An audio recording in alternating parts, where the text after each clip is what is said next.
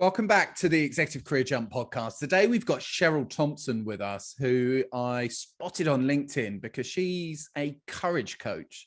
And I think in this day and age, we all need more courage. We need to be able to battle back the internal critic and to battle imposter syndrome and just to step through the fear and do what we need to do. So I had to have Cheryl on, and I wasn't disappointed at all. We covered some fantastic stuff around her own career journey and how leadership interventions matter, about some of the challenges she's faced in her career, and also how she's managed to develop as she goes to the point whereby now she helps people get more out of themselves and just break through boundaries. So I hope you enjoy the conversation as much as I did. It's a really, really interesting episode. Without further ado, here comes Cheryl Thompson on the Executive Career Jump podcast. Let's get to work.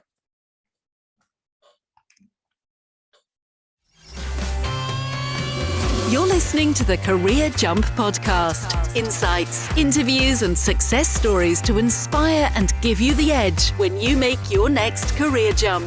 Hosted by your career concierge, Andrew MacAskill.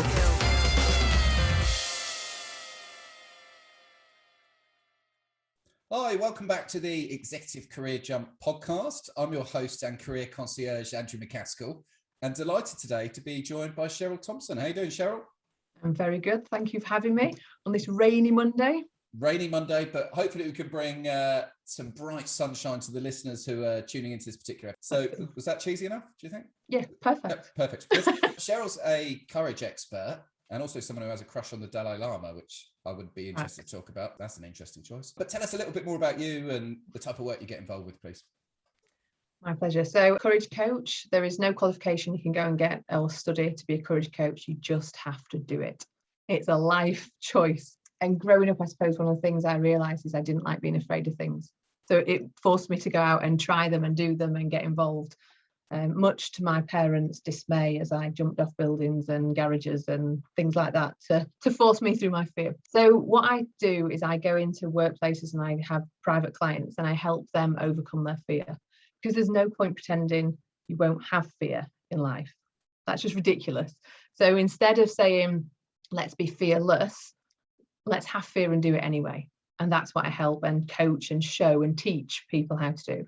I predominantly work with women because I'm a woman. And so that's my experience. So I can connect and understand and talk to that condition. But that doesn't mean I exclusively only work with women. What my real aim is to help people step closer together. So all types of people from all walks of life.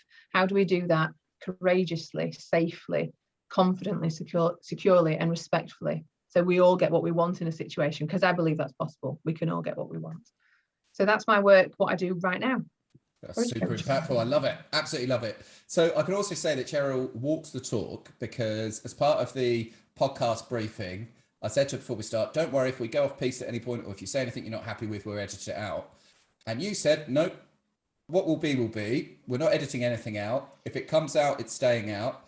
And I've got to the point whereby I'm comfortable with that, which fascinated me, because that's the first time anybody's ever had that response out of 50 odd episodes to that part of the briefing. Tell us a bit more about your journey and how you've managed to get to the point whereby your default response is just to let it be. I suppose because I trust life's process. And that sounds really a bit wishy-washy, doesn't it? But I think when you've gone through a number of events in your life, and I have, ups and downs, and when you're keen on being retrospective as well, so looking back and learning from those experiences as well. So they don't just happen to me and I go in headlong into the next one. I've always taken time to analyse and learn and take something from that situation and move it forward. And what I've always learned is it always works out. And I know that sounds really simplistic, but it does. So, like when I say, just as an example, I've got an 8-year-old niece and I've got stepchildren, 8 and 10, and they might worry about something that they've got to do. And there's no point dismissing their worry. Like when they have to stand up at school or something, you have to hear them, listen to them and give them safety, because of course they're terrified and that's normal. And you would have been at that age, but somehow you've always got to instill in them as well that no matter what happens, you'll be there to catch them. My family were with me, like my support network with me. We all trip in life. We trip several times, but you'll either catch yourself and you'll get back up stronger, or someone else will catch you and you'll get back up stronger. So when you've been through that, you sort of go, what possibly can go wrong? I say something wrong on this podcast, or I look a bit silly, or I get my words wrong. the sun will still rise tomorrow. We might not see it, but it'll still rise. It's still there. So I suppose it's more through persistent learning that we've got this. We've always got it. Yeah. So you spoke about looking back and taking ownership of what's happened before. What's the right mix on that? Because we also see people that dwell too much on the past, don't we? So what do you think is the right blend in terms of looking backwards and learning versus looking forwards, if that makes sense? Yeah, it's your reason why. So you use the word dwell. So what do you get from dwelling on something? So it's got to have a positive or an affirmative outcome or action. So you can spend your whole life looking backwards, but there also comes a point where if you keep looking backwards, you're going to walk into something, because you've got to, at some point your eyes are facing forward, so you've got to go forward, or you've got to be in the present moment as well. We tend to spend all the time looking backwards or looking forward, but never realizing that we're right here, right now, and that's where all the magic sort of takes place and all the decision making. But for me, it's your reason why. So why are you looking backwards? Is it affirmative? Will it give you something? And if it won't, or if it's nothing you can change, stop, because then that just becomes anxiety or depression, or you've got to consider things that you can and can't control, and what you can't control, let it go. And I mean immediately let it go, and take the learning, move it forward, and you're done. It really is as quick as that. And once I've been through an event, so when we were talking about the ups and downs, it is almost like if you're in an office and you go like, so we've just finished a project, let's go through a brainstorm, see what it is we could have done differently, what can we take from that, and you sign off that piece of work once it's complete. You've got your lessons learned. It's like that. Your life's like managing a project. Once it's done, it's done. Take your lessons, you're on. 100%. Love that. So talk us through your career journey. And this is obviously a careers-based podcast, so we're always really interested to hear about people's journeys and how they got to the point they got to and the decisions they made along the way. Talk us through the different phases of Cheryl Thompson's CV. So I started off in banking. So I was a bank manager. I don't know why. I don't know where that came from. It was probably my mum worked in a bank, so it just felt familiar. And I went, again, it sounds like all I do is live in a rainy climate. I went on a rainy day. I remember it was chucking it down and I looked like a drowned rat. And it was back in the days where you would hand a CV in, like go in and say, can I speak to the manager, please? And hand a CV in. And it started with, I don't know if people remember this, but the Bradford and Bingley. It doesn't exist anymore. So I got a job there, and I was really, really privileged to work for the most amazing man ever. You actually look a bit like him, which is really bizarre. Good looking fella he was. Exactly. Really That's what I was about to say next. Yeah. And he just gave me so many opportunities to learn and train. And then I just went from there, and I became bank manager and kept getting promotion after promotion. And I genuinely got lucky in the early parts of my career. And the reason I'm smiling is because there is a reason. The reason for this, I think when you start off with a really good employer, so I had two amazing employers, Bradford and Bingley and Leeds Bill and Society, absolutely phenomenal. Like, they were really eco-focused, they were ethical, cared about people. You had to explain why you'd sold something to a customer rather than why you hadn't sold it in a bank. And that's quite unusual in banking because everyone's got their targets. But they wanted the right thing to be done. So I worked there, and can I just say that is the most Yorkshire start to a career I've ever heard in my life. It was beautiful. It really was. Yorkshire start to a career, is it? Two like iconic Yorkshire organisations. Yeah, who also backed up what they were about as well. There was, they were really genuine places, and they invested into their people as well. I had more investment into me as a human in those two employers than I had from any other employer since.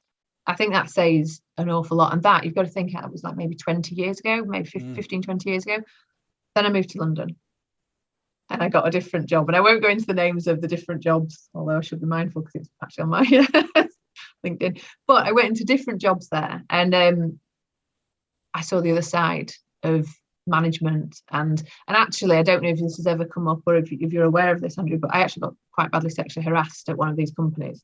Yeah, horrifically, pinned to walls. And I was the bank manager again. So I was like the most senior person in this place. And I got pinned to the wall by my hair and hands up my dress and lots of stuff. Just so you know, I took that, I reported it all in the right way, dealt with it all in the right manner, spoke to HR, did everything you should do, kept a diary, because people going through things like this, it actually genuinely knocks your self-belief and worth.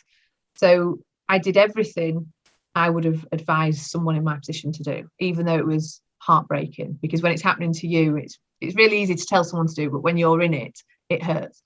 You question yourself. You think, have I done something to ask for this? Have I acted in a certain way? And even then, it still makes my throat shake a little bit talking about it. So anyway, did everything right. And in the end, took legal action because they weren't changing things. And it was 3 men that did this to me over a period of a year.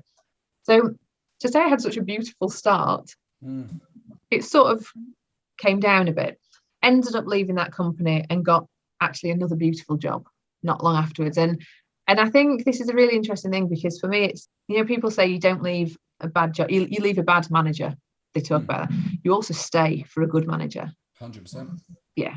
So when I went to this next business, bear in mind, I've just been sexually harassed, taken a company to court, won. But the trauma of that's quite significant. Walked into this next business, and my boss looked like the bouncer you would see on a nightclub. He was like bigger than you can see, and like this, and bald head, and really East London guy, and really sweary and shouty. And I was like, oh, I think if he pins me to a wall, that could be dangerous. Anyway, long story short, he was the most gentle and wonderful and intelligent and compassionate and emotionally intelligent human I've ever worked with. And when I left, I said to him, I was meant to meet you. You saved me, because he reminded me that there's so many good humans out there. And I'm going to say it, men, because at the time I'd been burned by men in the workplace. So when he came along, I was like, I needed to work with you. You saved me. So went there, and then I will speed this along, by the way. From there, I went into consultancy work, and I started to work with some of the global consultants and law firms in a consultancy professional services practice. And that was a completely different way of working, completely different to what I'd ever understood before. It was hard work, 80, 90 hours a week. And I learned so much from it, like the good and the bad. That still to this day, I think is probably a big part of my coaching, and about how I communicate boundaries, and how you have to know what you want from something and tell people. People aren't mind readers. And that's what I learned, because at those places I burned out catastrophically, including broken bones, concussion, everything that went with it. But I was part of that problem. I wasn't the full problem, but I was part of it. And I actually say I was like the perfect storm of burnout. Everything that needed to happen, I was it. I was built to burn out, because I gave everything I had and more to something. And you didn't have to ask me for it. You had it. So I was the perfect candidate for burnout, and I take full responsibility for that. That then led me to start my own business. So that got me to start my own business, and it was my own consultancy business. So I just went and I did freelance work for people instead. And interestingly, and I think this is a good conversation to mention to people, especially from a career point of view, and it might mean me jumping back a little bit, but let me explain why. In that period, from going from the angel boss to my own business, I doubled my salary through changing nothing but who I was, and genuinely some mindset work. So when people talk about mindset, they're like, oh yeah, you just hoped for it and it came along. No, that's not what I mean. But I changed my whole perspective of how I showed up in this world, and I doubled my income within 6 months of putting things into practice. When I set up my business, I doubled my income again. So went from, at the time, I went from 40 grand to 160 grand. So 40 to 80, 80 to 160. And that was all from changing the way I viewed myself and understanding what my value was and what problem needed solving in the world, and that I could do it. So I think there's really interesting things that people can do. And you go, that's not possible. It is possible. And then, by the way, my money just kept going up anyway on top of that. But it's all about having a strategy for what the Cheryl-shaped hole was in this world, and what everything that I'd ever done before could bring to the table. Absolutely. I love Here I am. And here you are, yeah. And who knows where we go next as well. I'm excited. I'm excited at this current trajectory. So going back to the angel boss, who was the big scary bouncer on the outside, who almost played almost like a, without getting too dramatic, like a rehabilitation role with you. Yes, that's exactly what he was. I don't think that is dramatic. That's exactly what he was. Yeah. What did he do that all this time on now makes you talk so vulnerably, is not the right word, favourably about him? Like, what did he do specifically that left that mark on your early career? Two things really. He was very honest with me, which I need and respect. So I think a lot of managers and leaders avoid conflict conversations, and it leaves people in the absence of something, the brain will make something up. So when people go, I'll just not mention it to her today, or I'll not say it to him today, that person senses something energetically, or, they sense it, and then they go, oh, have I done something wrong? Well, he was always very frank and honest and never shied away from anything. But whatever he did it in a safe, psychologically safe way. So on our very first sort of getting to know each other, he wasn't happy with something I'd done in the training. Funnily enough, I was talking too much, and he needed to talk to me, and because other people needed to have space, because it wasn't actually my training, it was the people that would be working for me, and I was just too giddy and excited to have this new job and not be being pinned towards. So anyway, he had a conversation with me about it and just set the tone of what the training was about. No one had said it before, didn't get it, felt a bit of a muppet because you want to impress your boss. But I respected him so much for taking the time out and coming and finding me and doing that. And so I trusted him almost immediately, even after all I'd been through. I trusted he would do what he said he would do, even when it was difficult. And for me, that meant everything. I was never going to have to second guess him, was I? Because he'd just tell me. He had the guts to tell me. He was courageous. But it was the safety that he created as well. He knew how to create a culture of, if you got it wrong, we could fix it. There was no fault there. We would just fix it. So just let's hold our hands up. What you don't know, you don't know. You're doing the best with what you've got. And let's just be open with each other. And let's take each other along a journey. So if you know how to do something and somebody else doesn't, help them. So he aligned very much with what I would say is my values and my family's values, how I've been brought up. So that was good. And he was just a really intelligent, kind, funny guy as well. Put it this way, I went to his leaving drinks this summer, and that was some time ago. And I went and got a train down, and he still means that much to me. I love it. And I think for the leaders that listen to this, sometimes we underestimate the impact that we can have on people's careers, and we don't always know what they've been through before they've come into our care either. And exactly. That's a really good example of that, right? Like he's had such a great impact, and look what you're doing now. Exactly. And I didn't tell him either until I left. So I remember when I told him, and I called him an angel, and he got tears in his eyes, and he was like, I can't believe that. I said, but I needed you to know. I said, I need you to know the impact you've had, because people never see their ripple effect, or rarely see it.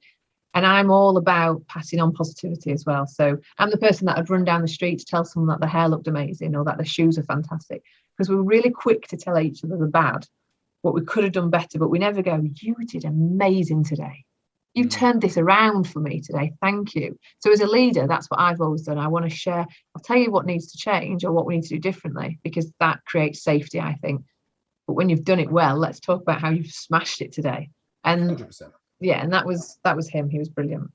What a legend. We love that. We absolutely love that.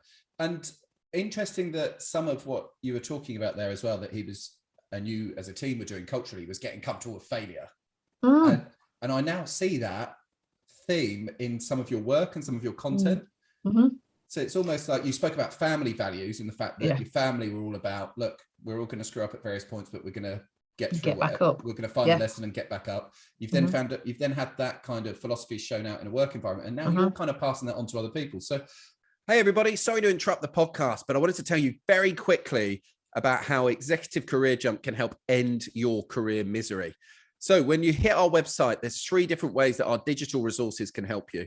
For a start, if you're looking to jump in to a new role, we've got the premier online job search course that you're going to find anywhere. There's a number of different memberships to help you understand what you want and how to go and get it in this current environment. So we're here to help you if you want a new career. We've also got a section if you want to jump up in your career.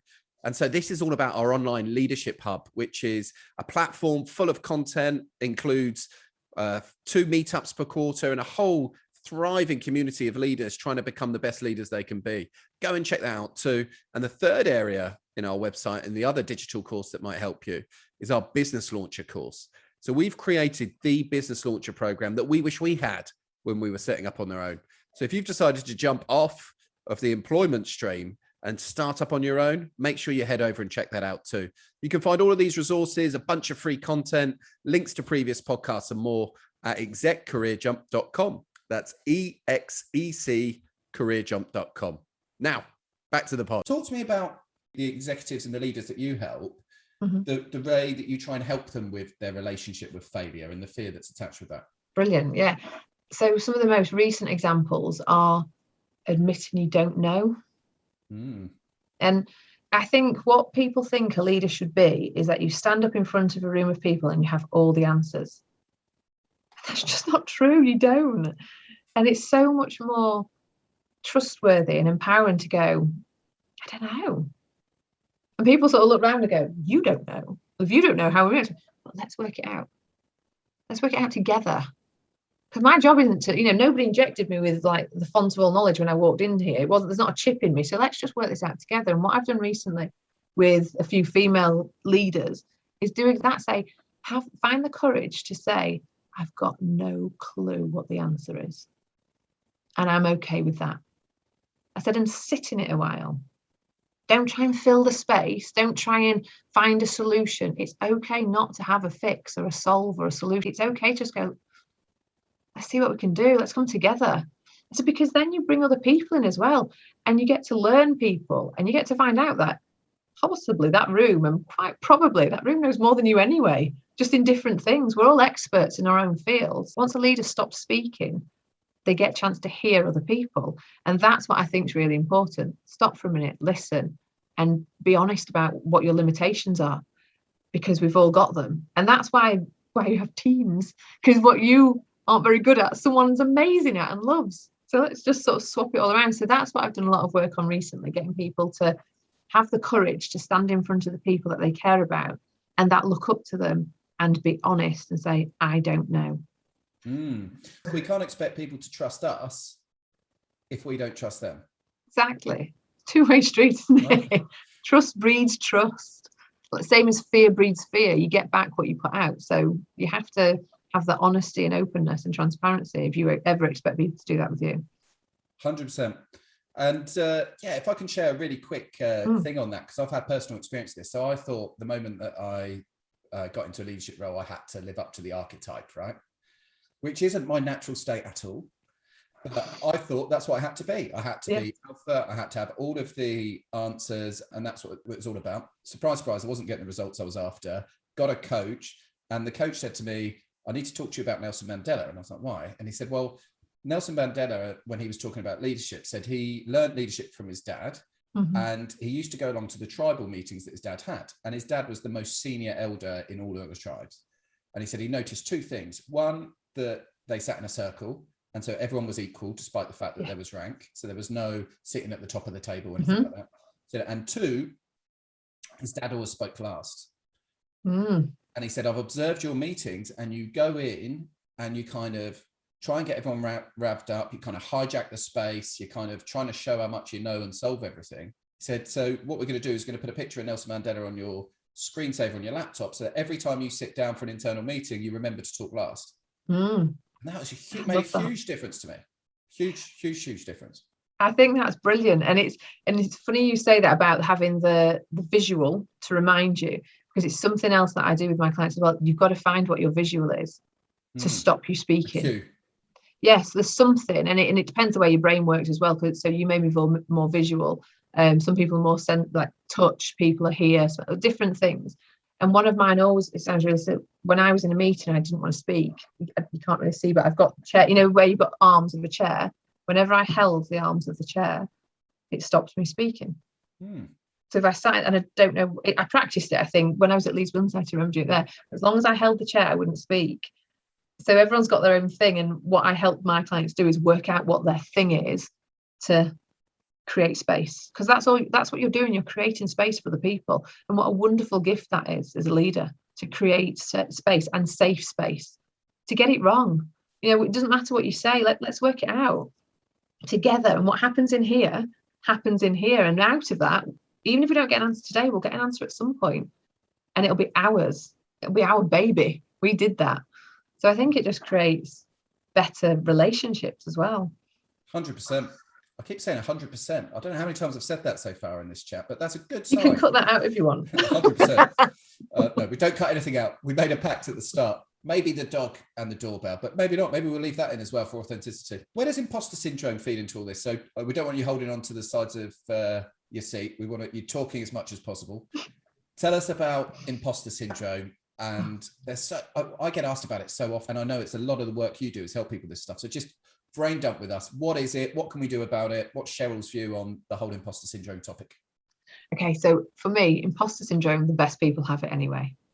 So if you've got it, you sort of need to go, that's all right. It's when somebody cares so much, in my opinion, and working for something that they sort of doubt themselves because they're so passionate about what they're doing. So in a way, it comes from a place of good, but it's lies. It's all lies. It's bullshit. You're lying to yourself. You're being mean. You're a bully. That's what you're doing. Let me just tell you this, my first real experience of seeing imposter syndrome in someone else. And it's when I worked for the Financial Ombudsman, and two of the top guys there who actually interviewed me, so I knew them really well. And they came and sort of stood, I'm working away, and came and stood next to me. And I don't know how we got onto this, but we got onto them, and they were basically saying they didn't call it imposter syndrome, but the way they described it was because they'd worked their way up from the very bottom of the Ombudsman, and they were at the very top now. And we used to always send around a picture of them playing football when they on their first year, like to sort of like make fun of them almost in a friendly, supportive way, of course. No bullying there. But just to see how much they'd changed over their career. And they were both one day sat there just chatting to me, and they said, do you know, Cheryl, we still wait for the hand to come on our shoulder and go, come on, lads, you've had your time now. We've caught up with you. He says, because we remember being those kids that walked in on day one. He says, and we still feel the same way. And suddenly we're deciding all the big decisions on this. And we scratch our heads and go, how did that happen? And you know what I think that is? And that was my first experience. But I always remember back to that because I looked at them and thought they were the best thing ever. They made some incredible decisions, and we couldn't have been where we were without these two men and all that they've done, and their emotional intelligence as well. They were wonderful. And I just thought, isn't it funny how we see each other through, how we see ourselves to how other people see us is a completely different lens. And our lens is always the most critical and cruel often. So it's about being able to manage that, managing your mindset and your mind chatter. And there's lots of different ways different people do it, and it works differently for different people. So it depends is the answer. But I also think, so apart from it being not true, I also think it does galvanize you as well. So I'm not going to sit there and go, imposter syndrome is the worst thing in the world. I know I probably should, and people think you should, but I think it does galvanize you into action, galvanizes you to do more and care about more. You've just got to be able to manage that too, so you don't go the other end and burn out. It's actually like the nervous energy we talked about. It's having that ability to keep going. But I think the other thing I think the biggest thing is how you end up managing it. And it's a daily practice. It doesn't just go away. And once you've managed it once, it doesn't mean it won't come back again. So you could deal with it in a new job, get comfortable, think, I've got this, go into a new promotion, a different thing, and it'll come back. So you need to learn techniques and tools. And once you've learned them, you can reintroduce them. You've got to learn what your triggers are, your own personal triggers, because we've all got different triggers. We've all got different things that mean we're either successful or not successful in our eyes. And you've got to be able to just have a word with yourself when it starts being like a bit mean and cruel. And I always say one of the best ways of doing it is, and I mentioned it earlier, touched on it, is think about someone that you absolutely worship and somebody who worships you. And you can be in a professional sense or a personal sense, and look at yourself through that person's eyes. And what would they say about you? What would they say about your decisions? What would they say about all the things that you've done? And then one last thing, the interesting thing, that all the things that you've done, the majority of successful people that I've worked with don't keep any track of the successful things they've done. They do when they're asked to create a CV, but in terms of the ripple effect of what they do day in, day out, when you think about that manager that I had, that essentially did rehabilitate me, he should write that down somewhere. That's the impact of him. And if he wasn't here, what would have happened? So when you get into an imposter syndrome scenario, if you've got a bank of those things where you can almost go through and go, oh no, I did that. Oh, hang on, I achieved that. Oh, wait. If it weren't for me, we wouldn't have been able to do X. When you've got almost like a journal of how amazing you are, that you just need to pull off a shelf and you keep updating it as you go. Every week I would recommend, I send an email to myself on a Friday saying all the things that I've achieved, the things that were driving me mad and I got done. And it might, if anyone else looked, they'd go, she actually put that on her list. I don't care because it's my list. And I send it to myself. So on a Monday, I get it and I read it and I go, check me out. That's what I did last week. That helps with imposter syndrome. But highly successful people often dismiss these things. No one else does. Everyone else is looking at you thinking, you're the boss, you're amazing.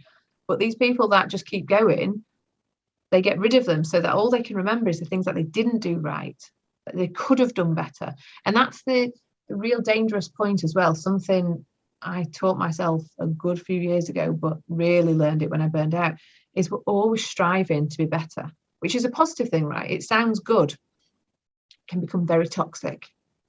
If all you ever want is what you can do tomorrow, and if you don't sit in the glory of what you've achieved, you just go, yeah, fine, and you move on, then when that imposter syndrome hits, you'll not even know who you actually are.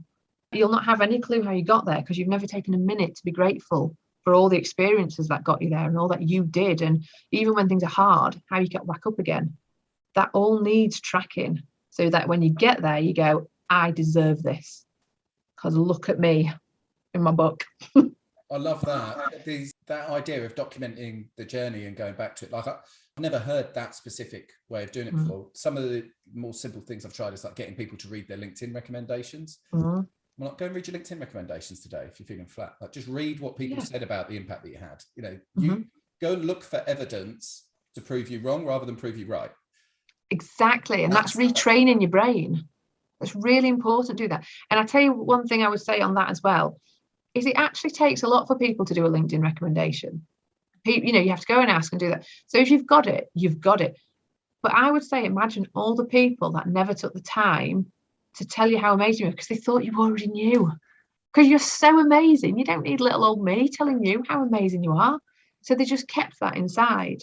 There'll be more people like that. For every one recommendation you've got 100. And it might be the person that you helped them get off the bus one day, or they dropped something on the floor and you're chasing down the road to give it to them. It doesn't matter the size of them. There's no competition here. It's just, are you doing more good to this world than not? That's the measure of us. Give more than you take, and just track those things, because there'll be days when you need it. You really need it. Well, a lovely sentiment. That's really cool. I have a hypothesis, and the data backs this up as well, that the inner critic in our female clients is louder than the inner critic in our male clients, like significantly louder. And, you know, just simple things like if you look at job advert applications and the fact that females typically have to feel like they meet 90% of the criteria to apply, whereas male colleagues feel like they need 60% to apply, you know, which is a 50% differential in terms of the 60 going up to a 90, right? Yeah. Why? And what can we all be doing to improve that at an individual level and at a cultural level? So it's funny this, because I think this starts from childbirth, how we raise baby girls and baby boys. I also think, and bear in mind I'm no scientist, but this is just my observations of the world, I also think the way women's brains are just made differently. And I only know this because I've got a stepdaughter and a stepson, and I watch them so closely. There's 2 years difference between them. And she, if you met them, she's the youngest, she's 8, and she's fierce. Like, I mean, she is, you don't get on the wrong side of her. Him, he's gentle, he's kind, he's shy and he's nervous. However, he's the more confident one. Even how I've just described them there. You see her doubt herself. She acts all brave and fearless and puts the best foot forward, but she doesn't believe in herself as much as he does. And you could say there's 2 years difference to go, but I watch the way they're treated, because I'm a real observational person. You know, I like to see the way the world works, sit back and observe it. And he walks in a room, and even if she's speaking, he speaks over her, and we listen, and the room will listen to him.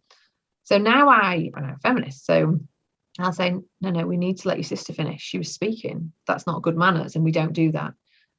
Continue speaking.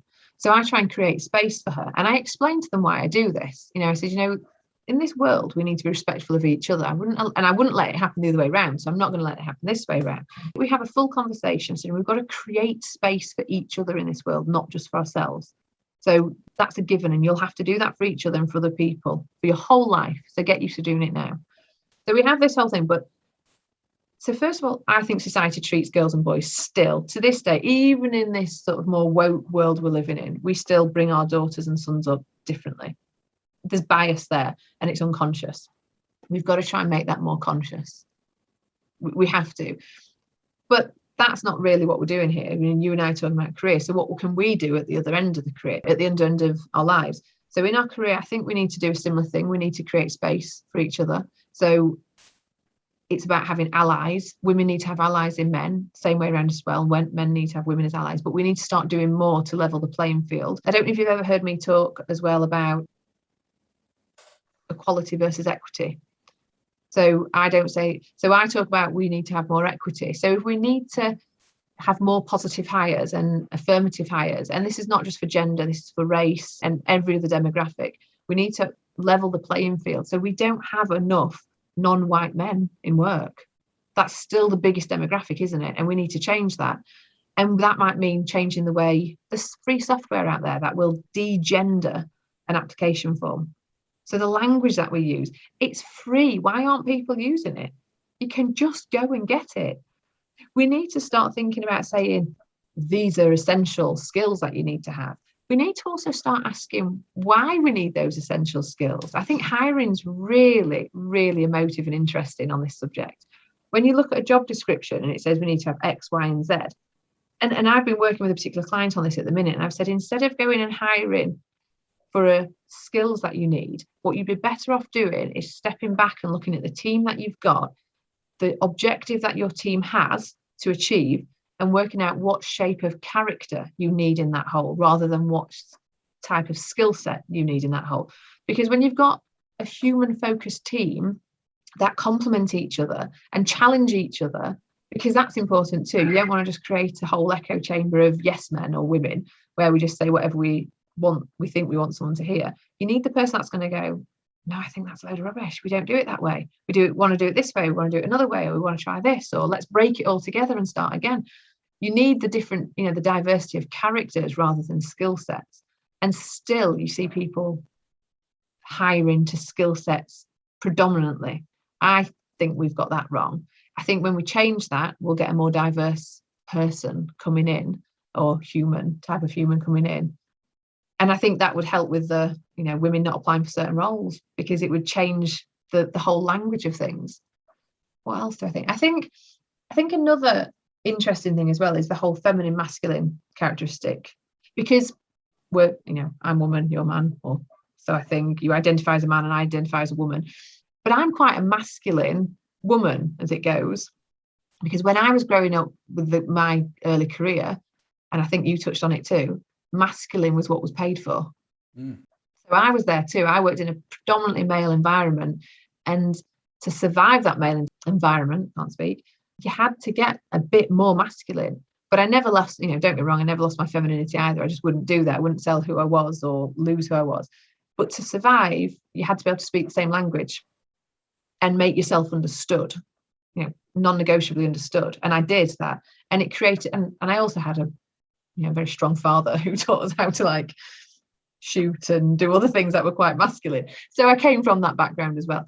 But I think there's this thing about a blend of masculine and feminine, and what do we need? We've had masculine for so long, and to this day we need to bring more feminine in, but we need to be careful about how we brand feminine leadership. It's not soft skills. Feminine doesn't mean soft and gentle and kind and fluffy and I'll cuddle you through life. It means efficient. Women can do so many different things. Don't get me wrong, I'm not saying men can't, but women tend to have to multitask and do lots of different things and do it well, with the children and with the home and working. So it means efficiency. We need women to come in and show the quickest way of doing something, the most efficient way. We need to be able to see the compassion and the empathy. And that is a stereotypical feminine trait that women have. And employees, as we spoke about before, employees are demanding this. One thing, the few times you've said we need women or women have these traits, you've then caveated with, that doesn't mean that men don't. Exactly. But why do you need to caveat? Because there's so many angry people in the world. Yeah. But also because it's true. Because, if you think about that angel manager I had, outwardly looked like the most gruff man I'd ever seen that you wouldn't want to see on a dark night. But he had what you called feminine skills. So this is what I'm saying about not all women are feminine and have feminine skills. They might have masculine skills. But so I talk about stereotypically. So this particular chap that I talked about, he had many feminine skills. And I think if more men can embrace femininity, the world will change. Yeah, well, we need it for our workplaces. And I love the point you made around real cognitive diversity flowing through, because my experience of this in real life in businesses is that even the organizations that have had female directors on the board, those female directors have been more alpha than the lads. And they've been people that have also had high red bars, maybe high D. And so whilst they're a female, they're not adding those feminine traits. They're actually even more, they've had to work even harder, be even more alpha than the status quo. So it can't be box ticking, right? We need to get actual cognitive diversity from a whole group of representation to get innovation and culture. That's what we need to do. Fact. And I've got to be really careful how I say this, because I don't want to offend the wrong people, because this is not what I mean. But I've often said that some of these women that you've just described there, and they're in senior leadership, and they've been created by the world we just talked about, by the stereotypically dominant male environment. That's what's created these women. And when I was talking about you have to adapt, I just think some of these women have adapted so much that they've almost become a man in a dress. You know, they turn up and they've got all the masculinity and the aggression and of what was back in the 80s and 90s, and now they're at the top of some of these companies. And that really scares me, because that's not what we're looking for from a man or a woman. The new way of working for me needs to be just more about compassion and kindness. You can be successful in business and be a good human. You can care about people and make money. They don't have to oppose each other. You don't have to go into somewhere. And you mentioned it earlier, before you got a coach, you don't have to go in and demand and shout and, and do all those things. You have to understand the people in front of you. That's where it starts from. Seek to understand, to hear people, to create space for people. And once you do that and people start to open up, then you understand their reason why as well. This is something I think is hugely important. And one of the best lessons I ever had as a very young manager, I ended up running a bank of young mums, and I dreaded it. I was like, oh God, because I had double the staff I needed. So, from a manager's point of view, I thought, I've got to do all those one-to-ones. I've got to do all the lunch breaks. I've got to work out all their pay, all their holidays. It just felt like double the job for not what I needed. And God, was I bang wrong. And these women showed me that, because when I learned that I, as their manager, this business wasn't their number one reason why they turned up for work. I don't know if it was their baby or their family at home. They were so amazing at what they did, because they wanted to get my bit done and get out and get home. And I sat there, and when I learned about all their families, and I don't have biological children of my own, I've never wanted children. So I'm not a baby person. I coo over dogs, not over babies. That's just who I am. But when I took the time to listen to these women talk about their families, which wasn't something, like I say, that I naturally would have wanted to do, but to see how their faces changed and how their worlds lit up. And then I accommodated what they needed, and they accommodated what I needed, and we met in the middle, and we created the most amazingly resilient and strong workplace, because I heard them, because I listened. That's got to be the biggest skill that we have. We listen to people as leaders, and then we do what we can to meet them where they need us. I absolutely love your vision for a more compassionate workplace. I think it's absolutely where customers, suppliers, employees, everybody in the ecosystem wants it to go. And as we were saying before this started, to close off, let's not lose the lessons from the last 2 years and revert to type. We've got to evolve. In fact, it's revolution, not evolution at the moment. If I'm being honest, we've got to evolve at pace, and definitely more feminine traits, more cognitive diversity right at the top, because the fish rots from the head, Cheryl, we know that. Yeah. That's got to happen right now. So amen for that. For anyone listening that has heard this conversation and is potentially somebody that would like to find out more about your work or get in contact, tell us a little bit more about the best way that they could do that. So I'm on all social media as Cheryl Thompson Coaching. So you'll find me on LinkedIn. That's where I spend most of my time, LinkedIn, Cheryl Thompson Coaching. I've got a website. All my contact details are on there, by the way. So if you go onto LinkedIn, you'll find my phone number and my email address. But And funny enough, it is just Cheryl Thompson Coaching. And I have a website, which is CherylThompsonCoaching.com. Amazing. Yeah. The Ron Seal strategy. It does exactly what it says on the tin. We love that. Exactly that.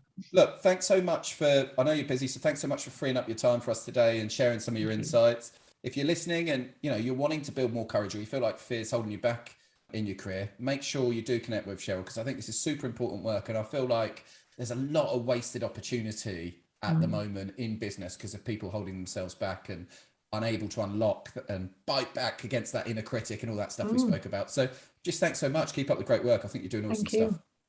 I think you are too. So thank you very much for having me. Take care, Cheryl. Cheers. All right. Thanks. Bye.